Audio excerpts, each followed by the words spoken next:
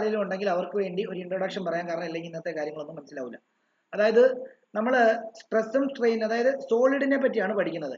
ഈ സോളിഡിന്റെ മണ്ടയ്ക്ക് pressure apply ചെയ്യുന്ന സമയത്ത് അതിനുണ്ടാകുന്ന ലെങ്തിലും അല്ലെങ്കിൽ അതിനുണ്ടാകുന്ന ഏരിയയിലും അല്ലെങ്കിൽ അതിനുണ്ടാകുന്ന വോളിയത്തിലും ഉണ്ടാകുന്ന ചേഞ്ചിനെ പറ്റിയാണ് നമ്മൾ ഇവിടെ പഠിക്കുന്നത്. ഓക്കെ, ഏതൊരു സോളിഡ് ആണെങ്കിലും അതിനെ നമുക്ക് എന്ത് ചെയ്യാൻ പറ്റും? കംപ്രസ് ചെയ്യാനോ ഇലോങ്ങേറ്റ് ചെയ്യാനോ പറ്റും. സോളിഡ് ആണെന്ന് പറഞ്ഞിട്ട് ഇലോങ്ങേറ്റ് ചെയ്യാൻ പറ്റത്തില്ല എന്നുള്ളതൊന്നും ഇല്ല. നമുക്ക് ഹൈഡ്രോളിക് കംപ്രസർ ഒക്കെ വെച്ചിട്ട് നമുക്ക് എന്ത് ചെയ്യാൻ പറ്റും? അതായത് കംപ്രസ് ചെയ്യാനും അല്ലെങ്കിൽ ഇലോങ്ങേറ്റ് ചെയ്യാനും ഒക്കെ പറ്റും. അപ്പൊ അങ്ങനെ അതാണ് മെക്കാനിക്കൽ പ്രോപ്പർട്ടി. മെക്കാനിക്കൽ എന്ന് പറഞ്ഞാൽ എന്താ? മൂവ്മെന്റ്. അപ്പൊ ഒരു സോളിഡിന്റെ ഇന്റേണൽ മൂവ്മെന്റുമായിട്ട് ബന്ധപ്പെട്ട കാര്യങ്ങളാണ് ഈ ചാപ്റ്ററിനകത്ത് പഠിക്കാൻ പോകുന്നത് എന്നുള്ള കാര്യം ആദ്യം മനസ്സിലാക്കുക. ഡീഫോമിംഗ് ഫോഴ്സ് എന്ന് പറയുമ്പോൾ ഏതാ? ഓക്കെ, ഡീഫോമിംഗ് ഫോഴ്സ് എന്ന് പറയുമ്പോൾ നമ്മൾ ഒരു സോളിഡിന്റെ ഷേപ്പ് ചേഞ്ച് ചെയ്യാൻ വേണ്ടി നമ്മൾ അപ്ലൈ ചെയ്യുന്ന ഫോഴ്സിനെയാണ് ഡീഫോമിംഗ് ഫോഴ്സ് എന്ന് പറയുന്നത്. ഇപ്പം സിംപിളി പറയുകയാണെങ്കിൽ ഒരു സ്പ്രിങ് ഇരിക്കുകയാണ്, സ്പ്രിങ് ഞാൻ ഇങ്ങനെ വലിക്കുക, ഇങ്ങനെ സ്പ്രിങ് വലിച്ചു പിടിക്കുന്ന സമയത്ത് ആ സ്പ്രിങ്ങിന്റെ ഷേപ്പിനുണ്ടാകുന്ന ചേഞ്ച് ഞാൻ കൊടുക്കുന്ന മൂലം ഉണ്ടാകുന്ന ചേഞ്ചാണ്. അപ്പോൾ ആ സ്പ്രിങ്ങിനകത്തൊരു ഫോഴ്സ് ഉണ്ടാകത്തില്ലേ? എങ്ങനെയാ? തിരിച്ച് പഴയ പൊസിഷനിൽ വരാൻ വേണ്ടി. അതിനെയാണ് നമ്മൾ എന്തെന്ന് പറയുന്നത്? സ്ട്രെസ് എന്ന് പറയുന്നത്. സ്ട്രെസ്, അതായത് നമ്മളൊരു ഡീഫോമിംഗ് ഫോഴ്സ് കൊടുക്കുന്ന സമയത്ത് അതിനെ ഒപ്പോസ് ചെയ്യുന്ന ഡയറക്ഷനിൽ തിരിച്ച് ആ സോളിഡിന് പഴയ പൊസിഷനിൽ വരാൻ വേണ്ടി അതിനൊരു ടെൻഡൻസി ഉണ്ട്. അതിനുവേണ്ടി അതിന്റെ ഉള്ളിൽ ഒരു ഫോഴ്സ് ഡെവലപ്പ് ചെയ്യുന്നുണ്ട്. അതിനെയാണ് നമ്മൾ എന്തെന്ന് പറയുന്നത്? സ്ട്രെസ് എന്ന് പറയുന്നത്. ക്ലിയർ ആണോ? ക്ലിയർ ആണല്ലോ? ഓക്കെ, അപ്പം ഇനിയും സ്ട്രെയിൻ എന്താണ്? സ്ട്രെയിൻ എന്ന് പറയുമ്പോൾ ശരിക്കും പറഞ്ഞാൽ റേഷ്യോയാ. അതായത് ഇപ്പോൾ ഒരു ഉദാഹരണം പറയുകയാണെങ്കിൽ എന്റെ കയ്യിലുള്ള പേന ഇതൊരു സോളിഡാ, ഞാൻ നല്ല ഒരു ഹൈഡ്രോളിക് ഇലോങ്ങേറ്റർ വെച്ചിട്ട് ഞാൻ ഇത് ഇലോങ്ങേറ്റ് ചെയ്യുക. ഇലോങ്ങേറ്റ് ചെയ്യുമ്പോഴത്തേക്ക് ഒരു 2 സെന്റിമീറ്റർ കൂടി. അപ്പം ഇവിടുത്തെ ചേഞ്ച് ഇൻ ലെങ്ത് എന്താ? എടാ ഇത് 10 സെന്റിമീറ്റർ ആയിരുന്നു, ഇത് 12 ആയി. ചേഞ്ച് ഇൻ ലെങ്ത് എന്താ? 2 ഡിവൈഡ് ബൈ ഒറിജിനൽ ലെങ്ത് എന്താ? 10. അപ്പൊ changing length divide by original length ചെയ്യുന്നതായിരിക്കും അവിടുത്തെ സ്ട്രെയിൻ എന്ന് പറയുന്നത്. എത്രത്തോളം സ്ട്രെയിൻ ഉണ്ടായി? റേഷ്യോ സ്ട്രെയിൻ റേഷ്യോ ആയതുകൊണ്ട് തന്നെ അതിനെന്തില്ല? യൂണിറ്റും ഇല്ല, ഡയമെൻഷൻ ഇല്ല. കാരണം ഡിവൈഡ് ചെയ്യുമ്പോൾ മുകളിലും താഴെയും എന്ത് തന്നെയാണ് വരുന്നത്? മുകളിലും താഴെ എന്ത് തന്നെയാണ് വരുന്നത്? ഇപ്പൊ changing length by original length എന്ന് പറയുമ്പോൾ ലെങ്ത് ബൈ ലെങ്ത് എന്ന് തന്നെയാണ് വരുന്നത്. അപ്പൊ അതിന് യൂണിറ്റ് ക്യാൻസൽ ആയി പോകും. അതുപോലെ തന്നെ അതിന്റെ ഡയമെൻഷനും ഇല്ല. ഇത്തരം കാര്യങ്ങളാണ് കഴിഞ്ഞ ദിവസം പഠിപ്പിച്ചത്.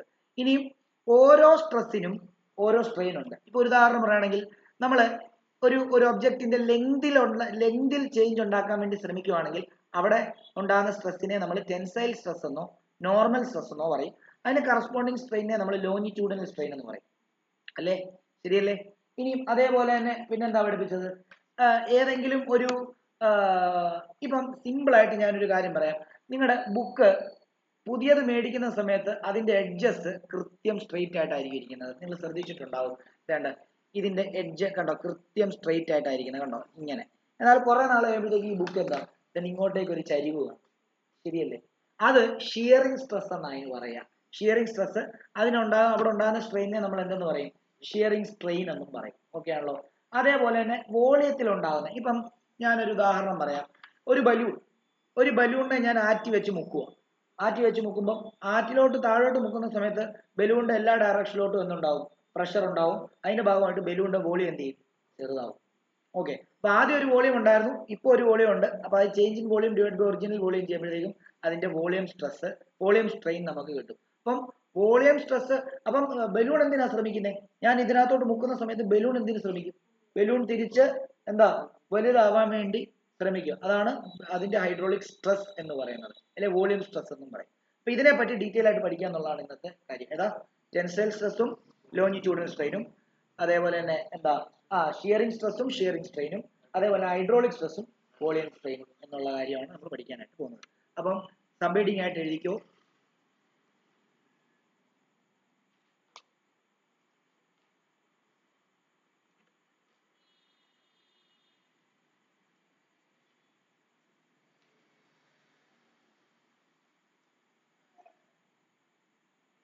കഴിഞ്ഞ ക്ലാസ്സിൽ കയറാത്ത ആൾക്കാർ ഒരു എത്ര പേജ് വിടണം?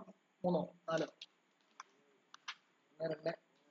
4 പേജ് വിട്ടിട്ട് വേണം എഴുതാനേ. എഴുതുക നോർമൽ സ്ട്രെസ്. അതിനെ നമ്മൾ ലോങ്ങിറ്റ്യൂഡിനൽ സ്ട്രെസ് എന്നും പറയും. ലോങ്ങിറ്റ്യൂഡിനൽ സ്ട്രെസ് എന്നും പറയും. അതെന്താണെന്നുള്ള കാര്യമാണ് പറയാൻ പോകുന്നത്. അപ്പം ഇനി അതിന് വേറൊരു പേരൂടെ പറയും, ടെൻസൈൽ സ്ട്രെസ് എന്നും പറയും. കേട്ടോ? വേണമെങ്കിൽ ഇങ്ങനെ എഴുതാം, ടെൻസൈൽ സ്ട്രെസ് എന്ന് വേണേലും പറയാം. ഓക്കെ ആണല്ലോ. അപ്പൊ നമുക്ക് അതെന്താന്നുള്ള കാര്യം ഡീറ്റെയിൽ ആയിട്ട് പറയാം. A cylinder A cylinder A cylinder is stretched by two equal and opposite force. Opposite force. Two equal and opposite force applied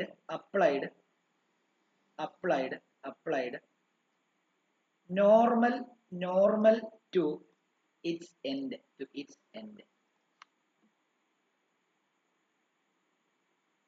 Normal to its end വേണ്ട, normal to its cross sectional area എന്ന് കൊടുത്താൽ മതി. Normal to its cross sectional area. Cross sectional area. The restoring force developed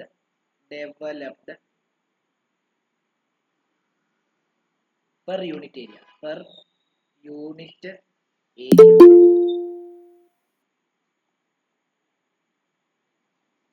Restoring force developed per unit area. മെൽവിനെ ഇന്നത്തെ class എൻ്റെ ഇവിടെ മുതൽ start ചെയ്തത് ഈ നോട്ട് എഴുതി എടുക്കുക. Restoring force developed per unit area is called tensile stress.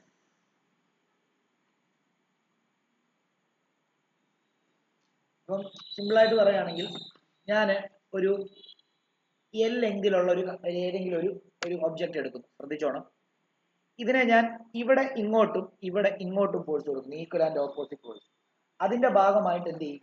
ഇതിങ്ങോട്ടേക്ക് വലിയും. ആ വലിയുമ്പോൾ ഇതിന്റെ ക്രോസ് സെക്ഷൻ ഏരിയ എന്ന് പറയുമ്പോഴത്തേക്കും ഈ ഭാഗമാണ് കേട്ടോ. ഈ ഭാഗം നിങ്ങളുടെ പേനയൊക്കെ ആണെങ്കിൽ ഇത് നോക്കുകയാണെങ്കിൽ ഈ ഏരിയ ആണ് ക്രോസ് സെക്ഷൻ ഏരിയ എന്ന് പറയുന്നത്. ഇതങ്ങോട്ട് കണ്ടോ, ഈ ഏരിയ ആണ് ക്രോസ് സെക്ഷണൽ ഏരിയ എന്ന് പറയുന്നത്. ഇവിടുത്തെ ഏരിയ മാർക്കർ ഉണ്ടായിരുന്നെങ്കിൽ മാർക്കറിനകത്ത് കൃത്യം കാണിക്കാം. അല്ലെങ്കിൽ കാണിക്കാം, നോക്കാം. ക്രോസ് സെക്ഷണൽ ഏരിയ എന്ന് പറയുമ്പോൾ എപ്പോഴും ചിന്തിക്കേണ്ടത് ഈ ഏരിയയാണ് ക്രോസ് സെക്ഷണൽ ഏരിയ എന്ന് പറയുന്നത്. ഈ ഏരിയ കണ്ടോ, ഈ ഏരിയ ആണ് ക്രോസ് സെക്ഷണൽ ഏരിയ. ഒരു സ്ട്രെയിറ്റ് കണ്ടക്ടറിന്റെ സ്ട്രെയിറ്റ് ഒബ്ജക്റ്റിന്റെ അല്ലെങ്കിൽ ഒരു ലീനിയർ ഒബ്ജക്റ്റിന്റെ ക്രോസ് സെക്ഷണൽ ഏരിയ എന്ന് പറയുമ്പോൾ ഈ ഏരിയയുടെ നോർമൽ ആയിട്ട് ഫോഴ്സ് കൊടുക്കുക എന്ന് പറഞ്ഞാൽ എങ്ങനെ? ഈ ഏരിയക്ക് പെർപെൻഡിക്കുലർ ആയിട്ട് ഫോഴ്സ് കൊടുക്കുക എന്ന് പറഞ്ഞാൽ ഇങ്ങനെ കൊടുക്കുക. ഓക്കെ, അങ്ങനെ കൊടുക്കുന്ന സൈഡിന്റെ ഭാഗമായിട്ട് അവിടെ ഇലോങ്ങേഷൻ ഉണ്ടാവും. ആ ഇലോങ്ങേഷനെ ഒബ്ജക്ട് ചെയ്യാൻ വേണ്ടി അതിനകത്ത് തിരിച്ച് ഓപ്പോസിറ്റ് ഡയറക്ഷനിൽ എന്തുണ്ടാവും? ഒരു ഫോഴ്സ് ഉണ്ടാവും. ആ ഫോഴ്സിനെയാണ് നമ്മൾ എന്തെന്ന് പറയുന്നത്? സ്ട്രെസ് അല്ലെങ്കിൽ ടെൻസൈൽ സ്ട്രെസ് എന്ന് പറയുന്നത്. ഓക്കെ ആണല്ലോ. അപ്പം ഏത് സ്ട്രെസ് ആണെങ്കിലും അതിന്റെ ഇക്വേഷൻ എന്ത് തന്നെയാണ്? ഫോഴ്സ് ബൈ ഏരിയ തന്നെയാണെന്നുള്ള കാര്യം ആലോചിക്കുക. അപ്പം നമുക്ക് അതിന്റെ ഇക്വേഷൻ എഴുതാം. Tensile stress is equal to force by area. ഇത് ടെൻസൈൽ സ്ട്രെസ് ആണ്. അങ്ങനെയാണെങ്കിൽ ഞാൻ കംപ്രസ് ചെയ്യുവാണെങ്കിലും ഞാൻ ഈ ലീനിയർ ഒബ്ജക്റ്റിനെ ഞാൻ കംപ്രസ് ചെയ്യുക. ഒരു ഹൈഡ്രോളിക് കംപ്രസർ വെച്ച് ഞാൻ കംപ്രസ് ചെയ്യുക. അപ്പോഴെന്താ ഉണ്ടാകുന്നത്? അപ്പോഴും അതിനകത്തുണ്ടാകുന്ന ഫോഴ്സ് എങ്ങനെയായിരിക്കും? കംപ്രസ് ചെയ്യാതിരിക്കാൻ വേണ്ടി, അല്ലെ പഴയ പൊസിഷനിൽ വരാൻ വേണ്ടിയായിരിക്കും, ഓപ്പോസിറ്റ് ഡയറക്ഷനിൽ. ശരിയല്ലേ? അങ്ങനെയാണെങ്കിൽ അവിടെ ഉണ്ടാകുന്ന സ്ട്രെസ്സിനെ നമ്മൾ എന്ത് വിളിക്കുന്ന അറിയാമോ? കംപ്രസീവ് സ്ട്രെസ് എന്നായിരിക്കും വിളിക്കുക. അതും എഴുതണം, കംപ്രസീവ് സ്ട്രെസ്. അപ്പൊ നമ്മളിപ്പോ പറഞ്ഞത് നോർമൽ സ്ട്രെസ്, അതിനെ ലോങ്ങിറ്റ്യൂഡൽ എന്നും പറയും, ടെൻസൈൽ സ്ട്രെസ് എന്നും പറയും. നമ്മളൊരു ലീനിയർ ആയിട്ടുള്ള ഒരു ഒബ്ജക്റ്റ് എടുക്കുന്നു, അതിന്റെ ക്രോസ് സെക്ഷണൽ ഏരിയക്ക് നോർമൽ ആയിട്ട് ഓപ്പോസിറ്റ് ഡയറക്ഷൻ, അതായത് പേന എടുത്തിട്ട് രണ്ട് സൈഡിലോട്ട് വലിക്കുക എന്ന് വിചാരിച്ചാൽ മതി. അപ്പൊ എന്ത് ചെയ്യും? ഉറപ്പായിട്ടും ആ പേനയുടെ പഴയ പൊസിഷനിൽ വരാൻ വേണ്ടി ഓപ്പോസിറ്റ് ഡയറക്ഷനിൽ അതിന്റെ ഉള്ളിൽ ഒരു ഫോഴ്സ് ഡെവലപ്പ് ചെയ്യുക. ആ ഫോഴ്സിനെ നമ്മൾ ടെൻസൈൽ സ്ട്രെസ് എന്ന് പറയും. എന്നാൽ നമ്മൾ ആ പേന കംപ്രസ് ചെയ്യുവാണെങ്കിലോ, പേന എന്ന് ഞാൻ എടുക്കുന്നതേ ഉള്ളൂ, ഒരു ലീനിയർ ഒബ്ജക്റ്റ് ആയതുകൊണ്ട് അതിനെ കംപ്രസ് ചെയ്യുവാണെങ്കിൽ ആ കംപ്രഷനെ ഓവർകം ചെയ്യാൻ വേണ്ടി തിരിച്ച് അതിന്റെ ഓപ്പോസിറ്റ് ഡയറക്ഷനിൽ ഒരു സ്ട്രെസ് ഉണ്ടാവും. അതിനെ നമ്മൾ കംപ്രസീവ് സ്ട്രെസ് എന്നാ പറയാ. അത് നമ്മൾ ഇവിടെ എഴുതണം. അപ്പൊ അത് ഓൾറെഡി ടെൻസൈലിനകത്ത് തന്നെ വരുന്നതാണ്. കംപ്രസീവ് സ്ട്രെസ് എഴുതിക്കോ. Compressive stress.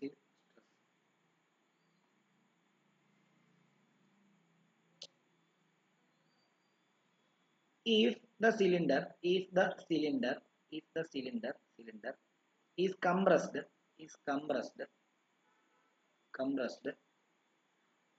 under the action of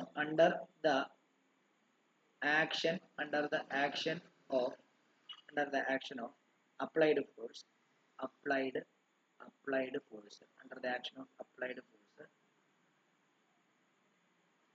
the restoring the restoring force developed per unit area is called compressive stress.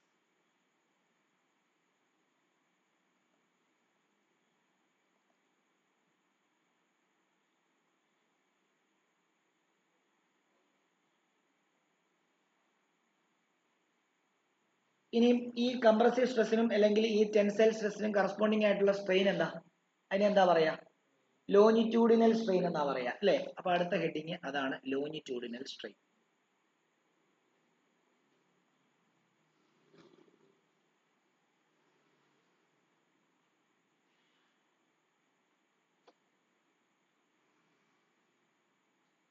ഒന്നുമില്ല, അതെന്താ ലെങ്തിൽ ഉണ്ടാകുന്ന ഇതായതുകൊണ്ട് തന്നെ സ്ട്രെയിൻ എന്ന് പറഞ്ഞാൽ എന്താ? Change in dimension by original dimension ആണോ? ചേഞ്ച് ഇൻ ഇവിടെ എന്ത് ഒന്ന് കാണിക്കാമോ? എവിടെ കാണിക്കണ്ടേ?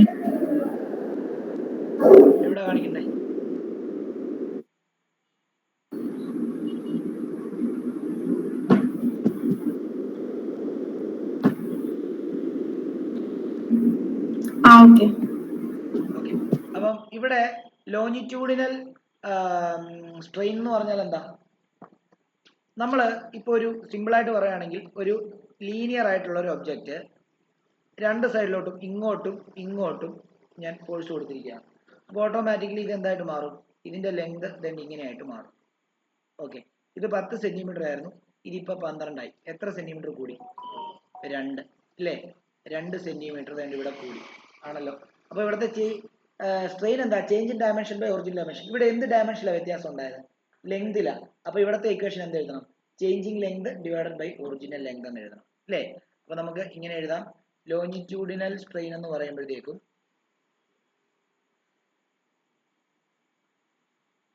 Delta L divided by L എന്ന് എഴുതാം. ചേഞ്ചിങ് ലെങ്തിനെ നമ്മൾ എന്താ ഡെൽറ്റ വെച്ചിട്ടും ഡി വെച്ചിട്ടും എഴുതുന്നത്. അപ്പൊ ഇവിടെ നമുക്ക് longitudinal strain is equal to longitudinal strain is equal to change in length divided by original length.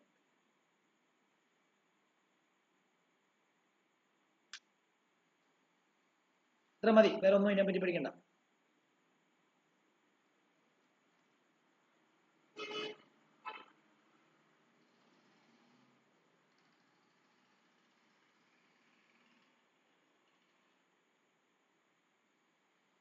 അടുത്തത് ഷിയറിംഗ് സ്ട്രെസ് ഓർ ഷിയറിംഗ് സ്ട്രെസ്സിന്റെ വേറെ പേരാണ് ടാൻജൻഷ്യൽ സ്ട്രെസ്.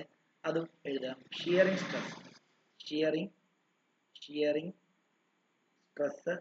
സ്ട്രെസ് അഥവാ tangential stress.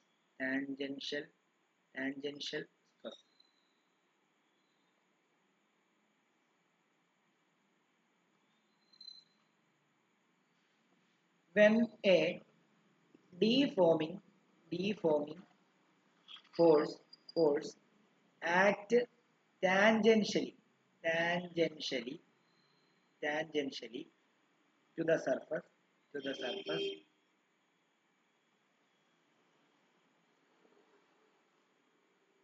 of a body,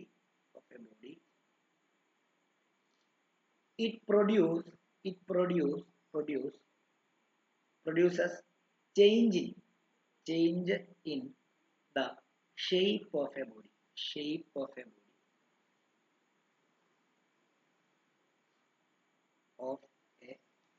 the body. ആ ബോഡിയെ പറ്റിയാണല്ലോ പറയുന്നത്. shape of the body.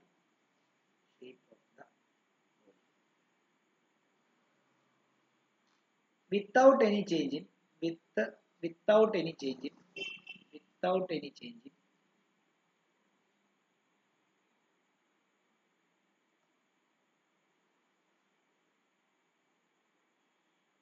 volume. This tangential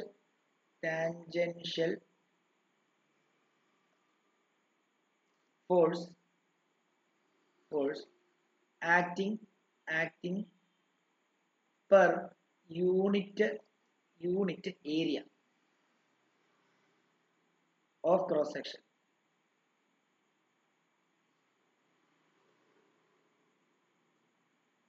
is called as shearing stress. shearing stress. ഞാനത് clear ആയിട്ട് മനസ്സിലാക്കി തരാം. നിങ്ങൾക്ക് ഇച്ചിരി ഇത് വായിച്ച് കഴിയുമ്പോൾ ഇച്ചിരി ബുദ്ധിമുട്ടുണ്ടെന്ന് എനിക്ക് മനസ്സിലായി. അപ്പം അത് നമുക്ക് റെഡിയാക്കി തരാം. അതെങ്ങനെയാണെന്നുള്ള കാര്യങ്ങളൊക്കെ ഞാൻ പറഞ്ഞു തരാം, നോക്കിക്കോളൂ. അപ്പോൾ ഇതിന്റെ ഇക്വേഷൻ അങ്ങ് എഴുതിക്കോ. Tangential stress is equal to, അല്ലെ shearing stress is equal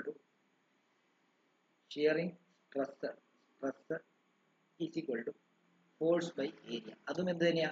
stress force by area തന്നെയാണ്, ഇല്ലയോ? ഓക്കെ. ഈ ഷിയറിംഗ് സ്ട്രെയിൻ വരുമ്പോഴാണ് നിങ്ങൾക്ക് കൺഫ്യൂഷൻ ഉണ്ടാകുന്നത്. അത് വെച്ചും അതിന്റെ കാര്യം പറയുമ്പോൾ ഈ ഷിയറിംഗ് സ്ട്രെസ് പറഞ്ഞു തരാം, നോക്കിക്കോളൂ. ഷിയറിംഗ് സ്ട്രെയിൻ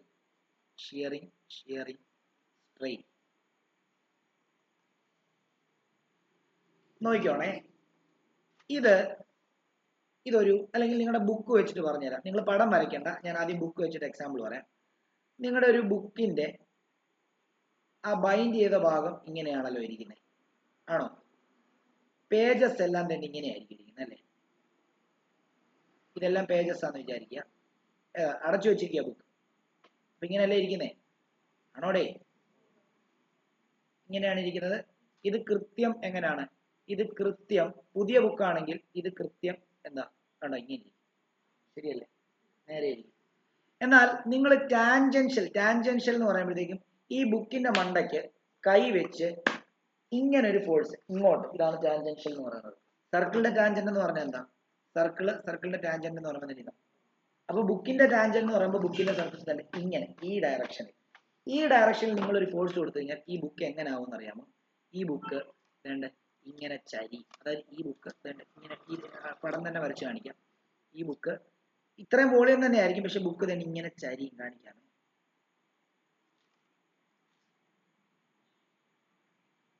വോളിയത്തിനൊന്നും ഒരു ചേഞ്ച് ഇല്ല, പക്ഷെ ബുക്ക് തന്നെ ഇങ്ങനെ ചരി കാണാം.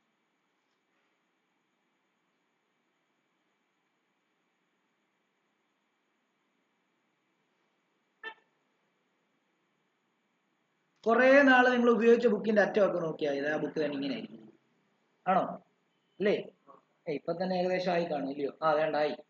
ഇപ്പൊ തന്നെ ആ ബുക്ക് അങ്ങനെ ആയിരിക്കുന്നത്, അല്ലേ? അപ്പം നമ്മൾ മേടിക്കുന്ന സമയത്ത് കൃത്യം ബുക്ക് തന്നെ ഇങ്ങനെയും ഇതിങ്ങനെ ആയിരിക്കും. ഇത് എന്തുകൊണ്ടാണെന്നറിയോ? നിങ്ങൾ എപ്പോഴും ഉപയോഗിക്കുന്ന സമയത്ത് നിങ്ങൾ എന്താണ് ബെഞ്ചേ വെക്കുവാണെങ്കിൽ നിങ്ങൾ ഇങ്ങനെ കൈ കുത്തി എഴുതുമ്പോൾ ടാൻജൻഷ്യൽ ഫോഴ്സാണ് നിങ്ങൾ അതിനെ കൊടുക്കുന്നത്. നിങ്ങൾ ഇങ്ങനെ കൈ വെച്ചല്ലേ എഴുതുന്നത്. നിങ്ങൾ നോക്കിയാൽ ബുക്കിൽ ഇങ്ങനെ കൈ വെച്ചിട്ട് ഇങ്ങനെ എഴുതുന്നത്. അപ്പൊ ടാൻജൻഷ്യൽ ഫോഴ്സാണ് നിങ്ങൾ കൊടുക്കുന്നത്. അപ്പൊ ആ ബുക്കിന്റെ മോൾ വശം എന്ത് ചെയ്യും? ഇങ്ങനെ ചരിഞ്ഞ് ഒരു സൈഡിലോട്ടാവും. ഈ സ്ട്രെസ്സിനെയാണ്, അതായത് ഇത് ഇപ്പൊ ഇങ്ങോട്ട് പോയി ഈ ബുക്ക് എന്തിനു വേണ്ടി ശ്രമിക്കും? ഇങ്ങനെ പോയാലും തിരിച്ച് പഴയ പൊസിഷനിൽ വരാനായിട്ട് ശ്രമിക്കും. അപ്പൊ അതിനെയാണ് എന്താണ് ടാൻജൻഷ്യൽ സ്ട്രെസ് എന്ന് പറയുന്നത്. ടാൻജൻഷ്യൽ സ്ട്രെയിൻ എന്താണെന്നുള്ള കാര്യം ഞാൻ കൃത്യമായിട്ട് പറഞ്ഞു തരാം, നോക്കിക്കോളൂ. അപ്പൊ ഇതാണ് അതിന്റെ കൺസെപ്റ്റ് എന്നുള്ള കാര്യം പറഞ്ഞാണ്. ഇത് നമ്മളൊരു സിലിണ്ടർ വെച്ചിട്ടാണ് നിങ്ങളുടെ ടെക്സ്റ്റിനകത്ത് പറഞ്ഞിരിക്കുന്നത്. ബുക്ക് വെച്ച് പറയുമ്പോൾ പെട്ടെന്ന് മനസ്സിലാവുന്നുള്ളതുകൊണ്ടാണ് ഞാൻ ബുക്ക് വെച്ചിട്ട് പറഞ്ഞത്. നമുക്ക് സിലിണ്ടർ തന്നെ ഉപയോഗിക്കാം. ഓക്കെ, അപ്പൊ നോക്കിക്കോളൂ. ഞാൻ എൽ ലെങ്തിലുള്ള ഒരു സിലിണ്ടർ, ഈ സിലിണ്ടർ ഒരു ഇച്ചിരി ഇലോങ്ങേറ്റ് ചെയ്യാൻ കഴിവുള്ള സിലിണ്ടർ ആണെന്ന് വിചാരിക്കാം. ഓക്കെ, അപ്പം ഇത് സിലിണ്ടർ ആണ്. ഓക്കെ, ഈ സിലിണ്ടറിന്റെ ലെങ്ത് L ആണെന്ന് വിചാരിക്കാം. ഓക്കെ ആണല്ലോ? ഈ സിലിണ്ടറിൽ ടാൻജൻഷ്യൽ ഫോഴ്സ് കൊടുക്കുക എന്ന് പറയുമ്പോൾ ഈ ഡയറക്ഷനിൽ ഒരു ഫോഴ്സ് കൊടുക്കും. അങ്ങനെയാണെങ്കിൽ ഈ സിലിണ്ടർ എങ്ങനെയാ? താഴത്തെ ഭാഗത്തിന് മാറ്റമൊന്നുമില്ല, പക്ഷെ മുകളിലത്തെ ഭാഗം എന്താ? ഇങ്ങനെ ചരിഞ്ഞു. ഇതിന് വോളിയത്തിന് ഒരു വ്യത്യാസവും ഇല്ല. വ്യത്യാസം ഉണ്ടോ? ഇതിന്റെ അതേ വോളിയം തന്നെയാണ് ഇത്. വോളിയത്തിനൊന്നും ഒരു വ്യത്യാസമില്ല, പക്ഷെ ഇങ്ങനെ അങ്ങ് ചരിഞ്ഞു. അപ്പൊ നോക്കിയേ, നേരത്തെ ഈ ഒരു പൊസിഷനിലായിരുന്നു ഇവൻ ഇരുന്നത്, കണ്ടോ? ഈ ഒരു പൊസിഷനിലായിരുന്നു ഇരുന്നത്. ഇപ്പൊ എത്ര ആംഗിൾ ചേഞ്ച് ചെയ്തു? കണ്ടോ? തീറ്റ ഈ ആംഗിൾ ചേഞ്ച് ചെയ്തു. ഈ ആംഗിൾ കണ്ടുപിടിച്ചാൽ അത് ഷിയറിംഗ് സ്ട്രെയിൻ ആയി. ഓക്കെ ആണല്ലോ? ഇതിനു വേണ്ടി നോക്കിയേ എത്രയാ ചേഞ്ച് ചെയ്തേ?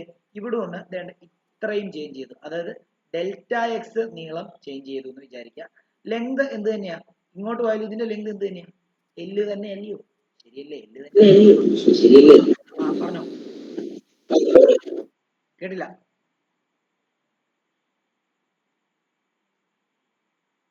ഓക്കെ, ഇതിന്റെ ലെങ്ത് എന്ത് തന്നെയാ? ഇതിന്റെ ലെങ്ത് എല്ല് തന്നെയാണ്. എങ്ങനെ വെച്ചെന്ന് പറഞ്ഞാൽ അതിന്റെ ലെങ്തിന് മാറ്റമൊന്നും ഇല്ല. ഓക്കെ ആണല്ലോ? അങ്ങനെയാണെങ്കിൽ ഷിയറിംഗ് സ്ട്രെയിന് കണ്ടുപിടിക്കാനുള്ള ഒരു ഇക്വേഷൻ ആണ് പറയാൻ പോകുന്നത്. ന്യൂമറിക്കലൊക്കെ ചോദിക്കുക ഇതിനകത്തുനിന്നേ. അപ്പൊ നിങ്ങൾ അതിന്റെ കൺസെപ്റ്റ് എഴുതിയിട്ട് നമുക്ക് ഈ പടം വരയ്ക്കണം. ഈ പടം വരച്ചിട്ട് അതിന്റെ കൺസെപ്റ്റ് ഒന്ന് എഴുതിക്കോ. As a result of applied force, there is a relative displacement. There's a relative displacement between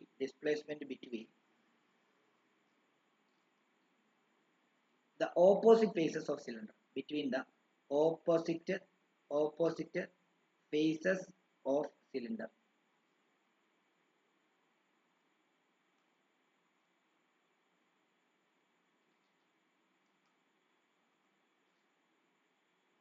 The strain so produced is called shearing strain.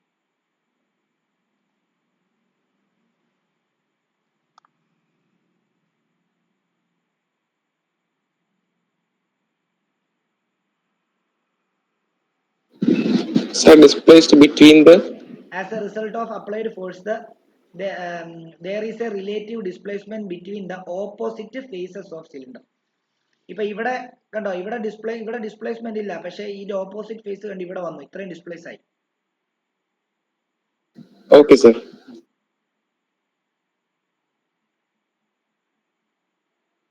ഇനി അതിന്റെ ഇക്വേഷൻ ആണ് എഴുതുന്നത്. Shearing strain is equal to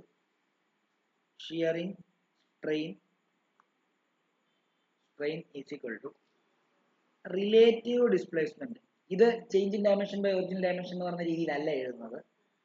relative displacement of the face divided by length of the cylinder. Length of the cylinder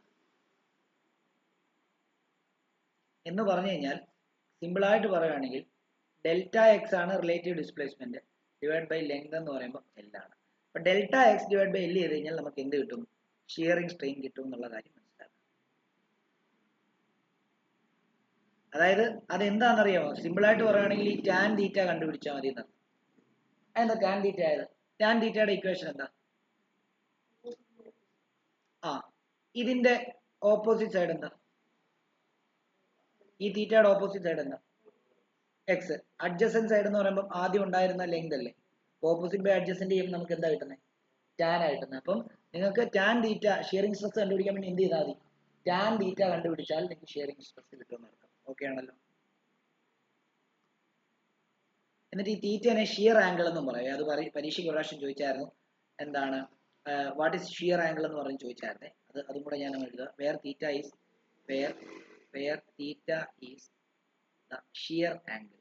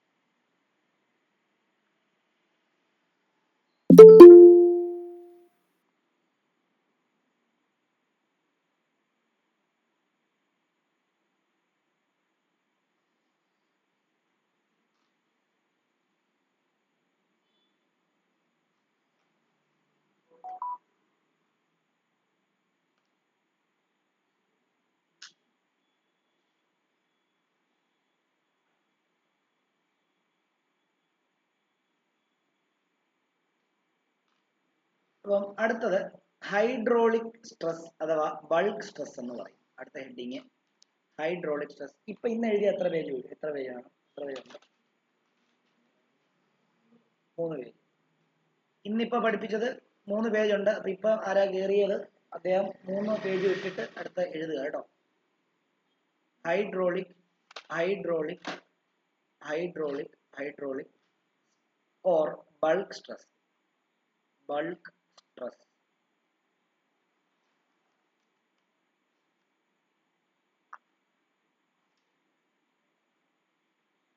If a body is subjected to subjected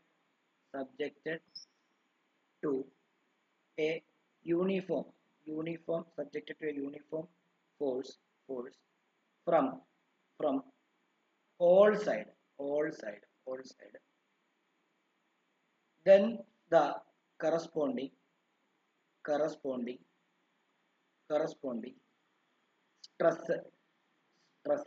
is called hydraulic stress. hydraulic stress.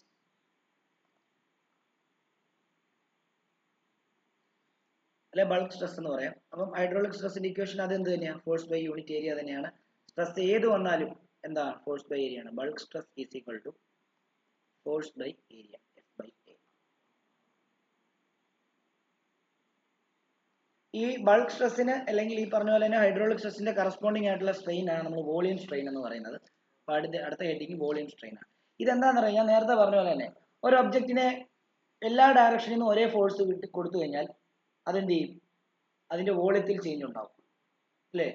അങ്ങനെ വോളിയത്തിൽ change ഉണ്ടാകുമ്പോൾ അതിന്റെ ഉള്ളിൽ അതിനെ oppose ചെയ്യുന്ന രീതിയിൽ പുറത്തോട്ട് വേറൊരു ഫോഴ്സ് ഉണ്ടാവും, റീസ്റ്റോറിംഗ് ഫോഴ്സ്. ആ റീസ്റ്റോറിംഗ് ഫോഴ്സിനാണ് നമ്മൾ എന്തെന്ന് പറയുന്നത്? ബൾക്ക് സ്ട്രെസ് എന്ന് പറയുന്നത്. അത് എല്ലാ ഡയറക്ഷനും ഒരേ ഫോഴ്സ് കൊടുക്കാൻ വേണ്ടി ഒരു എക്സാമ്പിൾ ആണ് ഞാൻ നേരത്തെ പറഞ്ഞത്. നിങ്ങളൊരു വട്ടത്തിലുള്ള അതായത് കൃത്യം വട്ടത്തിലിരിക്കുന്ന ഒരു ബലൂൺ എടുക്കുക, എന്നിട്ട് എന്ത് ചെയ്യുക? ആറ്റിക്കൊണ്ട് ആറ്റിലോട്ട് മുക്കിയാൽ മതി. എല്ലാ ഡയറക്ഷനിൽ നിന്നും ഒരേ പ്രഷർ ആയിരിക്കും അനുഭവപ്പെടുന്നത്. അതിന്റെ ഭാഗമായിട്ട് ബലൂൺ ചെറുതാവും. മനസ്സിലായോ? അപ്പൊ ആദ്യം ഉണ്ടായിരുന്ന വോളിയം അല്ല വെള്ളത്തിനടിയിൽ ഉണ്ടാകുമ്പോൾ അതിന്റെ വോളിയം. നിങ്ങള് സിംപിളി ആക്ച്വലി ഞാൻ തായ്ലൻഡിൽ പോയ സമയത്ത് സ്ക്യൂബ ഡൈവിങ് ചെയ്തായിരുന്നേ. ഞാൻ ഇപ്പൊ ഫിസിക്സിൽ ഞാനിപ്പോ പഠിപ്പിക്കുന്നുണ്ട്. നമുക്ക് ഒരു കാര്യം അറിയാം, എന്താ അറിയോ? കടലിനടിയിലോട്ട് പോകുമ്പോൾ പ്രഷർ ഭയങ്കര കൂടുതലാണ്. അപ്പൊ ഞാൻ ലങ്സ് അങ്ങനെയൊക്കെ ഒത്തിരി പ്രശ്നങ്ങളുണ്ട്. അപ്പൊ ഞാൻ പറഞ്ഞുതരാം അതെന്താന്നുള്ളത്. ഞാൻ പോയ സമയത്ത് ഞാൻ ചുമ്മാ ഒരു പ്ലാസ്റ്റിക് കുപ്പിയും കൂടെ കൊണ്ടുപോയായിരുന്നു താഴോട്ട്. അപ്പൊ ചുമ്മാ എന്റെ ഡ്രസ്സിന്റെ പുറകിൽ ഞാൻ കെട്ടിയിട്ടു, ചുമ്മാ ഇങ്ങനെ ടൈ ചെയ്തിട്ടു. അപ്പം അവരോട് പറഞ്ഞു എനിക്കൊരു ചുമ്മാ നോക്കാൻ വേണ്ടിയാന്ന് പറഞ്ഞപ്പോഴത്തേക്കും അവര് ഓക്കെ സമ്മതിച്ചു. കെട്ടിയിട്ട് താഴോട്ട് കൊണ്ടുപോയി. താഴോട്ട് കൊണ്ടുപോയപ്പോഴത്തേക്കും ആ കുപ്പി നമ്മൾ ഈ താഴെ ഇട്ട് ചവിട്ടി അതിനെ പതിക്കത്തില്ലേ, അതേപോലെ ആയി. മുകളിലോട്ട് വന്നപ്പോൾ വീണ്ടും ആ കുപ്പി എന്ത് ചെയ്തു? നേരെയായി വന്നു. അപ്പൊ താഴോട്ട് പോകുമ്പോഴത്തേക്ക് എല്ലാ ഡയറക്ഷനും പ്രഷർ. അപ്പൊ ഒന്ന് ആലോചിച്ച് നോക്കി, നമ്മുടെ ശരീരത്തും അത്രയും പ്രഷർ താഴെ പോകുമ്പോൾ ഉണ്ടാകുന്നുണ്ട്. മനസ്സിലായോ? സൂചി കുത്തുന്ന പോലെ നമുക്ക് ആ സ്യൂട്ട് ഇട്ടില്ല എന്നുണ്ടെങ്കിൽ സൂചി കുത്തുന്ന പോലെ ഒരു ഫീല് നമുക്ക് ഉണ്ടാവും താഴോട്ട് പോകുമ്പോൾ. മനസ്സിലായോ? അപ്പൊ അതാണ് അതിന്റെ കാരണം. ക്ലിയർ ആണല്ലോ? ഓക്കെ. അപ്പം വോളിയം സ്ട്രെയിൻ. അപ്പൊ അടുത്തത് വോളിയം സ്ട്രെയിൻ. Volume strain. പിന്നെ കറസ്പോണ്ടിങ് ആയിട്ടുള്ള സ്ട്രെയിൻ ആണ്. ഒന്നും ചെയ്യേണ്ട, change in volume by original volume തെറ്റാ മതി അല്ലേ? അപ്പം ഇറ്റ് ഈസ് ദ അല്ലെ വേണ്ട ഇക്വേഷൻ അല്ലേ എഴുതിക്കോ. It is the ratio of change in volume to original volume.